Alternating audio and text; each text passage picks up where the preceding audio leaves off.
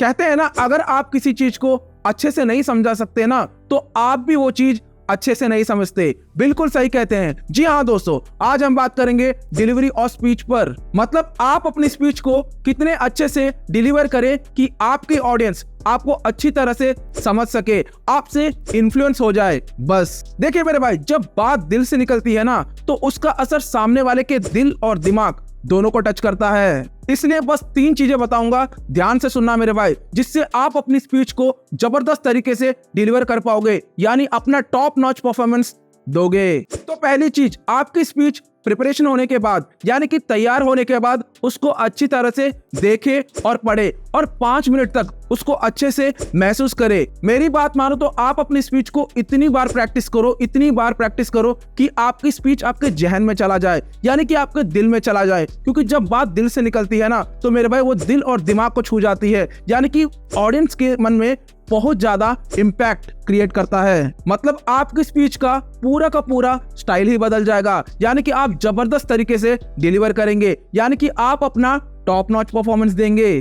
दूसरी चीज, जब भी आप पब्लिक स्पीकिंग करते हैं ना, तो मेरे भाई आपका स्टाइल बहुत ही सिंपल होना चाहिए। मतलब ऐसा होना चाहिए कि आप हर एक इंडिविजुअल से बात कर रहे हैं, आप पूरी ऑडियंस से नहीं, हर एक इंडिविजुअल से अलग अलग करके बात कर रहे हैं। आपके स्पीकिंग का स्टाइल इतना सिंपल होना चाहिए। इससे क्या है ना, आपकी ऑडियंस आपकी बातों से रिलेट कर पाती है, यानी कि वो कनेक्ट हो जाती है, फिर एंगेज, और अल्टीमेटली आपकी बातों से, यानी आपकी स्पीच से, यानी आपकी परफॉर्मेंस से, यानी आपकी प्रेजेंटेशन से फिदा हो जाती है, यानी कि कन्विंस हो जाती है। और आप स्पीच के बीच बीच में कुछ रियल लाइफ एग्जांपल्स, यानी कि रियल लाइफ स्टोरीज को शेयर करें, जिससे आपकी ऑडियंस आपसे रिलेट कर पाए, फिर कनेक्ट हो जाती है और आपकी स्पीच को बहुत ध्यान से सुनती है, यानी इंटरेस्टिंग से सुनती है, यानी आपकी स्पीच में इंटरेस्ट लेती है, यानी कि दिलचस्पी के साथ सुनती है। तीसरी चीज, अपने बोलने के तरीके को एनहेंस करिए। पर कैसे? जैसे कि सिचुएशन और मूड के हिसाब से अपनी आवाज को ऊपर नीचे करते रहिए।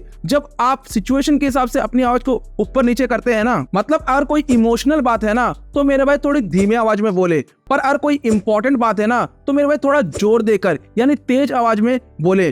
पर मेरे भाई अगर मोटिवेशनल या इंस्पायरिंग बात है ना, तो मेरे भाई स्टेज को फाड़ दो, यानी कि आपकी आवाज गूंजनी चाहिए। क्योंकि same energy, same excitement, same confidence वो आपकी ऑडियंस को भी ट्रांसफर होता है। इससे क्या है ना, आपकी ऑडियंस आपकी स्पीच से कभी बोर फील नहीं करेगी, मतलब आपके साथ कनेक्टेड रहेगी, आपकी स्पीच के साथ कनेक्टेड रहेगी, फिर एंगेज होगी और अल्टीमेटली कन्विंस भी हो जाएगी। दूसरी बात, आप आराम से बोले, सोच कर बोले, स्पष्ट बोले, पूरे क्लैरिटी के साथ बोले, ताकि आपकी ऑडियंस आपको अच्छे से समझ पाए, रिलेट कर पाए, कनेक्ट कर पाए। क्योंकि हमारा उद्देश्य ये है कि हमारी बात ऑडियंस तक आराम से पहुंच जाए, यानी कि उनको स्पष्ट रूप में, क्लियरली उनको समझ आ जाए। एक सीक्रेट बताऊं, कुछ ऐसे पावरफुल वर्ड्स होते हैं ना, जिसको हमें स्ट्रेस देकर बोलना बहुत जरूरी है। क्योंकि जब आप स्ट्रेस देते हैं ना, तो ऑडियंस को अच्छी तरह से समझ में आता है। तो इस समय आप पॉजेस का हेल्प ले सकते हैं। क्योंकि जब आप कोई भी वर्ड बोलते हैं,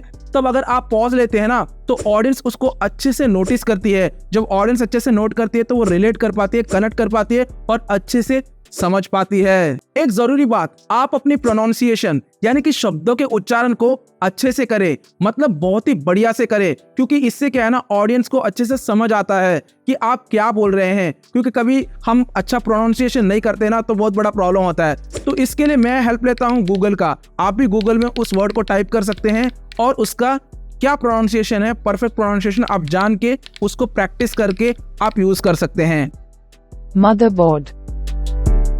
मदरबोर्ड।